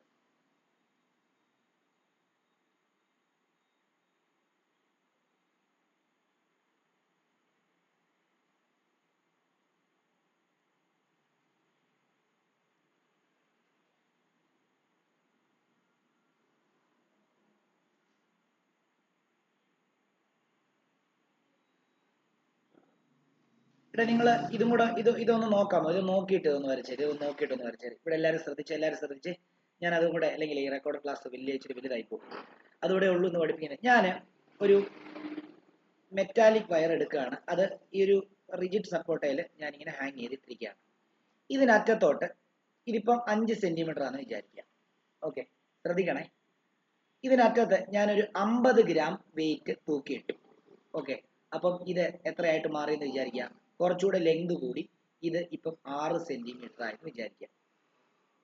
ഓക്കെ, ഞാൻ എന്നിട്ട് ഇവിടെ നിന്ന് ഈ 50 സെന്റിമീറ്ററിന്റെ സ്ലോട്ടഡ് വെയിറ്റ് എടുത്ത് മാറ്റിയപ്പോൾ ഇത് തിരിച്ച് എന്ത് തന്നെയായി? തിരിച്ച് 5 സെന്റിമീറ്റർ തന്നെയായിട്ട് മാറി. അതായത് ഇത് ഇവിടെ നിന്ന് എടുത്ത് ഞാൻ മാറ്റി. ഇത് ഇവിടെ നിന്ന് എടുത്ത് മാറ്റിയപ്പോൾ എന്തായി? തിരിച്ച് 6 സെന്റിമീറ്റർ എന്നുള്ളത് തിരിച്ച് എവിടെ തന്നെ ആയി? 5. അതിനർത്ഥം എന്തുവാ? സ്ട്രെസ്സും സ്ട്രെയിനും ഡയറക്ട്ലി പ്രൊപ്പോർഷണൽ ആയതുകൊണ്ടല്ലേ കൊടുത്തതിനനുസരിച്ച് തിരിച്ചു വന്നേ. ഓക്കെ, ഞാൻ അടുത്ത ഇതിനകത്ത് ഞാൻ 50-ന് പകരം 100 ഈ 5 സെന്റിമീറ്റർ ഹാങ് ചെയ്യാൻ പോകുന്നത്. അതായത് 2 സ്ലോട്ടഡ് വെയിറ്റ് ഹാങ് ചെയ്യുന്നത് വിചാരിക്കുക, 100. അപ്പൊ ഈ 6 എന്നുള്ളത് ഇതെന്തായിട്ട് മാറി? 7 ആയിട്ട് മാറി. ഓക്കെ, ഞാൻ ഈ 7 എന്ന് വീണ്ടും ഈ 100 മാറ്റിയപ്പോൾ ഇതെന്തായിട്ട് മാറി? തിരിച്ച് എന്തിൽ തന്നെ വന്നു? 5 തന്നെ വന്നു. അപ്പം ആ 100 ഗ്രാം എന്ത് തന്നെയാ? 100 ഗ്രാം ഇട്ടാലും അതിനനുസരിച്ചുള്ള സ്ട്രെസ് ഉണ്ടായപ്പോൾ സ്ട്രെയിൻ ഉണ്ടായപ്പോൾ അതിനനുസരിച്ചുള്ള സ്ട്രെസ് ഉണ്ടായി തിരിച്ചുപോയി. ഓക്കെ, ഞാൻ 300 ഗ്രാം സ്ലോട്ടഡ് വെയിറ്റ് ഇതേ ഹാങ് ചെയ്തപ്പോൾ ഇപ്പൊ ഇതിന്റെ ഹൈറ്റ് 8 സെന്റിമീറ്റർ ആയിട്ട് കൂടി. ഓക്കെ, എന്നിട്ട് ഞാൻ ഈ 300 ഇത് മാറ്റിയപ്പോൾ തിരിച്ച് എവിടെ തന്നെ വന്നു? തിരിച്ച് 5 തന്നെ വന്നു. ഓക്കെ ആണല്ലോ, തിരിച്ച് 5 തന്നെ വന്നു. ഓക്കെ, ഇനി ഞാൻ അടുത്ത ഹാങ് ചെയ്യാൻ പോകുന്നത് 400. അപ്പൊ ഇപ്പൊ വരെ ഇപ്പം 8 ഇപ്പം 300 നമ്മൾ ലാസ്റ്റ് ആയിട്ട് എന്ത് ചെയ്തത്? 300 ഗ്രാം ആണ് ഹാങ് ചെയ്തത്. അപ്പൊ 300 ഗ്രാം ഹാങ് ചെയ്തതിനും വരെ ഈ OA റീജിയൻ ആണെന്ന് വിചാരിക്കുക. OA റീജിയൻ എന്ന് പറയുമ്പോഴത്തേക്കും പ്രപ്പോർഷണൽ റീജിയൻ ആണ് അല്ലെ? Proportional limit. അപ്പൊ ഇത് പ്രപ്പോർഷണൽ റീജിയൻ ആണ്, ശരിയല്ലേ? അപ്പം 300 ഇത് ഹാങ് ചെയ്തു. ഇനി ഞാൻ ഹാങ് ചെയ്യാൻ പോകുന്നത് എന്താണെന്നറിയോ? 400 ആണ് ഹാങ് ചെയ്യാൻ പോകുന്നത്. 400 ഹാങ് ചെയ്തപ്പം ഇത് 9 ആയി. പക്ഷേ ഞാൻ ഈ 400 മാറ്റിയപ്പോൾ ഇത് തിരിച്ച് 5-ൽ വന്നില്ല. പകരം ഇത് ഇപ്പൊ നിൽക്കുന്നത് 6-ലാണ്. അപ്പം അതിനർത്ഥം എന്തുവാ? 6 സെന്റിമീറ്ററിലാണ് ഇപ്പൊ നിൽക്കുന്നത്. അതിനർത്ഥം എന്തുവാ? പെർഫെക്റ്റ്ലി ഇലാസ്റ്റിക് എന്നല്ല പറയേണ്ടത്, പ്രപ്പോർഷണൽ നേച്ചർ മാറിയില്ലേ, ഇല്ലേ? പക്ഷെ ഇലാസ്റ്റിക് നേച്ചർ മാറിയോ? ഇല്ല, കാരണം തിരിച്ചു വന്നു, പക്ഷെ പ്രപ്പോർഷണൽ നേച്ചർ എന്താ പോയി. കാരണം കൃത്യമായിട്ട് സ്ട്രെസ് കൊടുക്കുന്നതിന് സ്ട്രെയിൻ കൊടുക്കുന്നതിനനുസരിച്ച് സ്ട്രെസ് ഉണ്ടായില്ല. അങ്ങനെ സ്ട്രെസ് ഉണ്ടാകുമായിരുന്നെങ്കിൽ തിരിച്ച് എവിടെ തന്നെ പോയേനെ, 5 സെന്റിമീറ്റർ തന്നെ പോയേനെ. പക്ഷെ ഇവിടെ അത്രയും സ്ട്രെസ് എന്ത് ചെയ്യത്തില്ല, അത്രയും സ്ട്രെസ് തിരിച്ചുണ്ടായില്ല. അതിനർത്ഥം സ്ട്രെസ്സും സ്ട്രെയിനും തമ്മിലുള്ള പ്രപ്പോർഷണൽ ലിമിറ്റ് നഷ്ടപ്പെട്ടു. പക്ഷെ ഇലാസ്റ്റിക് നഷ്ടപ്പെട്ടോ? ഇല്ല, ഇപ്പോഴും ഇലാസ്റ്റിക് നേച്ചർ ഉണ്ട്. കാരണം 9 വരെ ഉയർന്നതാണ്, പിന്നെ വിട്ടപ്പോഴത്തേക്കും തിരിച്ച് 6 പോയി. അപ്പൊ ഇലാസ്റ്റിക് നേച്ചർ അവിടെ ഉണ്ട് കുറച്ച്. അടുത്തതിൽ ഞാൻ ഹാങ് ചെയ്യാൻ പോകുന്നത് 500 ഗ്രാം ആണ് ഹാങ് ചെയ്യാൻ പോകുന്നത്. അപ്പൊ അടുത്തത് 500 ഗ്രാം ഞാൻ ഹാങ് ചെയ്യാൻ പോവാണ്. 500 ഗ്രാം ഹാങ് ചെയ്തപ്പോൾ ഇത് 10 സെന്റിമീറ്റർ ആയി, 10 സെന്റിമീറ്റർ ആയിട്ട് കൂടി. ഓക്കെ, 6 നിന്നാണ് ആയത്, 6 നിന്നാണ്, അതായത് പിന്നെ 5 സെന്റിമീറ്റർ അല്ലല്ലോ, പിന്നെന്താ 6 സെന്റിമീറ്റർ ആയി ഇപ്പൊ നിൽക്കുന്നത്, 6 സെന്റിമീറ്ററിലാണ് നിൽക്കുന്നത്. കാരണം എന്താ, 5 സെന്റിമീറ്റർ മാറി ഇപ്പൊ 6 ആയി, വലിഞ്ഞിച്ചിരി ഇല്ലേ, പ്രപ്പോർഷണൽ ലിമിറ്റ് കഴിഞ്ഞുകൊണ്ട്. 6 ഞാൻ 500 ഗ്രാം ഞാൻ തൂക്കിയിട്ടപ്പോഴത്തേക്ക് ഇത് 10 സെന്റിമീറ്റർ ആയിട്ട് കൂടി. ഞാൻ 10 സെന്റിമീറ്റർ എടുത്തപ്പോൾ വീണ്ടും ഒരു പ്രശ്നം വന്നു, തിരിച്ച് 7 പോയി. അപ്പോഴും ഇലാസ്റ്റിക് ലിമിറ്റ് ഉണ്ട്, പക്ഷെ പ്രപ്പോർഷണൽ അല്ല. ഓക്കെ ആണല്ലോ? അപ്പൊ അത് ഏത് റീജിയണാ? കണ്ടോ, അത് ഈ എ തൊട്ട് ബി വരെ എന്ത് റീജിയണാ നമ്മൾ പറഞ്ഞിരിക്കുന്നത്? ബി വരെ ഇലാസ്റ്റിക് റീജിയൻ ആണെന്ന് പറഞ്ഞിരിക്കുന്നത്. ഓക്കെ, ഇനി ഞാൻ ഹാങ് ചെയ്യാൻ പോകുന്നത് എത്രയാണെന്ന് അറിയാമോ? ഇപ്പൊ 7 സെന്റിമീറ്ററിലാണ് നിൽക്കുന്നത്. 7 സെന്റിമീറ്ററിൽ ഞാൻ ഒരു 600 ഗ്രാം ഹാങ് ചെയ്യാൻ പോവാം. അപ്പോൾ ഇത് 11 സെന്റിമീറ്ററിൽ വന്നു. ഓക്കെ, കഴിഞ്ഞു, അതായത് ഇലാസ്റ്റിക് റീജിയൻ കഴിഞ്ഞു. 11 സെന്റിമീറ്റർ വന്നു കഴിഞ്ഞിട്ട് ഞാൻ ഈ സ്ലോട്ടഡ് വെയിറ്റ് 600 ഗ്രാം എടുത്ത് മാറ്റിയപ്പോൾ തിരിച്ച് പോകുന്നില്ല, 11 തന്നെ നിൽക്കുവാണ്. ഓക്കെ, അല്ലെങ്കിൽ വേണമെങ്കിൽ ഒരു കാര്യം കൂടെ പറയാം, ഈ ഇപ്പൊ ബിയിലാണ് നിൽക്കുന്നത്, വേണമെങ്കിൽ ഒരു 10 ആയെന്ന് പറയാം, അടുത്ത സെഷനിൽ പറയാം. അപ്പൊ ഇതിപ്പം 600 ഗ്രാം മാറ്റിയപ്പോൾ എന്തായി, തിരിച്ച് 10 ആയി. അപ്പൊ വളരെ ചെറിയ രീതിയിൽ എന്ത് ചെയ്യുന്നുള്ളൂ, ഇലാസ്റ്റിക് നേച്ചർ കാണിക്കുന്നുള്ളൂ. അപ്പം അത് തന്നെ ഈ ബി തൊട്ട് സി വരെ ഇങ്ങനെ പോവാം. അപ്പം ഇനി നോക്കിയോ, ഇനി ഞാൻ 700 ഗ്രാം ഹാങ് ചെയ്ത് കഴിഞ്ഞാൽ ഇതൊരു 12 ആയെന്ന് വിചാരിക്കാം. 12 ആയി, പരിപാടി കഴിഞ്ഞു, 12 തന്നെയാണ് നിൽക്കുന്നത്. അത് കഴിഞ്ഞാൽ അതിനർത്ഥം എന്താ, അത് സിയിൽ എത്തിയെന്നാണ്. പ്ലാസ്റ്റിക്, പിന്നെ പ്ലാസ്റ്റിക്കാ, ബി തൊട്ട് ഇങ്ങോട്ടേക്ക് പ്ലാസ്റ്റിക്കാ. അപ്പൊ ബി തൊട്ട് പ്ലാസ്റ്റിക് നേച്ചർ കാണിക്കാൻ തുടങ്ങി, ഇലാസ്റ്റിക് നേച്ചർ ഒക്കെ അങ്ങ് മാറി, ബി വരെയാണ് ഇലാസ്റ്റിക് റീജിയൻ. അപ്പം നമ്മള് 700 ഗ്രാം ഇട്ട് കഴിഞ്ഞാൽ പിന്നെ 12 ആയി. 12 സെന്റിമീറ്റർ എന്ന് ഞാൻ എന്ത് ചെയ്യാം, സ്ലോട്ടഡ് 700 ഗ്രാം മാറ്റി കഴിഞ്ഞാൽ പിന്നെ എന്തിൽ തന്നെ നിൽക്കുന്നത്, ഇപ്പം 12 തന്നെ നിൽക്കുന്നത്. അപ്പൊ ഈ ബി റീജിയൻ കഴിഞ്ഞ് പ്ലാസ്റ്റിക്കിലോട്ട് കയറുക. ഓക്കെ, പിന്നെ ഇനി ഞാൻ 800 ഗ്രാം ആക്കിയാലോ, അത് ഒരു 13 ആയി, തിരിച്ച് മാറ്റിയപ്പോൾ 13 തന്നെ കിടക്കുക. ഞാനതൊരു 900 ഗ്രാം ആക്കി, 900 ഗ്രാം ആക്കിയപ്പോൾ അതെന്താ ഒരു 15 ആയി, അത് തന്നെ കിടക്കുക. ഞാൻ 1000 ഗ്രാം എന്ന് പറയുമ്പോൾ എത്ര, 1 കിലോ, 1 കിലോ ഇട്ടപ്പോഴത്തേക്കും മാക്സിമം അതിന്റെ ഡി വരെയായി. ഇനിയും അതിനകത്ത് ഒരു 50 ഗ്രാം കൂടി ഇട്ട് കഴിഞ്ഞാൽ അപ്പൊ തന്നെ പൊട്ടും. ഓക്കെ, ഞാനപ്പോ 50 ഗ്രാം ഇട്ടാലാണോ പൊട്ടുന്നതെന്ന് അറിയാൻ വേണ്ടി ഞാൻ 1000 ഈ 50 ഗ്രാം ഇടുന്നതിന് പകരം 10 ഗ്രാം സ്ലോട്ട് ഇട്ടു. അപ്പൊ 1010 ഇട്ടപ്പോ തന്നെ ഇവിടം വരെയായി, 20 ഇട്ടപ്പോ തന്നെ ഇവിടം വരെയായി, 1030, 1040, 1050 ആക്കിയപ്പോൾ അതെല്ലാം കൂടെ പൊട്ടി താഴെ. അതാണ് ഫ്രാക്ചർ. അപ്പം ഈ ഡി തൊട്ട് ഈ വരെയുള്ള ഈ വര എത്ര നീളം കൂടുന്നോ അത്രയും കുറച്ചുകൂടെ വലിയുമെന്ന് അർത്ഥം. അപ്പം ഡിയും ഇയും തമ്മിലുള്ള ഡിസ്റ്റൻസ് കുറയുവാണെങ്കിൽ പെട്ടെന്ന് പൊട്ടുമെന്നർത്ഥം, ബ്രിറ്റിലാണെന്നർത്ഥം. ഡിയും ഇയും തമ്മിലുള്ള ഡിസ്റ്റൻസ് കൂടുതലാണെങ്കിൽ അത് ഡക്റ്റൈൽ ആണെന്നർത്ഥം, നല്ല നീളം കൂടും. അതായത് വയറ് ഫോമിലാക്കുന്നതിനെ നമ്മൾ ഡക്റ്റിലിറ്റി എന്നല്ലേ പറയാം, അല്ലേ? അപ്പൊ അത് ഡക്റ്റൈൽ ആണെന്നർത്ഥം. ഡിയും ഇയും തമ്മിലുള്ള ദൂരം കുറവാണെങ്കിൽ പെട്ടെന്ന് പൊട്ടുമെന്നർത്ഥം, ബ്രിറ്റിലാണെന്നർത്ഥം. ഓക്കെ ആണല്ലോ? ഇതാണ് സംഭവം. ഇങ്ങനെ വേണം ഈ ഗ്രാഫ് പഠിക്കാൻ, കാണാതെ പഠിച്ചുകൊണ്ട് പോലെ. ഗ്രാഫിൽ നിന്ന് ക്വസ്റ്റ്യൻ ചോദിച്ചു കഴിഞ്ഞാൽ, ഗ്രാഫ് അല്ലാതെ ഗ്രാഫിൽ നിന്ന് ക്വസ്റ്റ്യൻ ചോദിച്ചു കഴിഞ്ഞാൽ നമുക്കൊന്നും ചെയ്യാൻ പറ്റും, മനസ്സിലാക്കാതെ. ഓക്കെ ആണല്ലോ? ഇനി നിങ്ങൾ ഇത് വരച്ചോ. ഇത്രയേ ഉള്ളൂ ക്ലാസ്. വരച്ച് കഴിഞ്ഞവർക്ക് ലെഫ്റ്റ് ആവാം, അല്ലാത്തവർക്ക്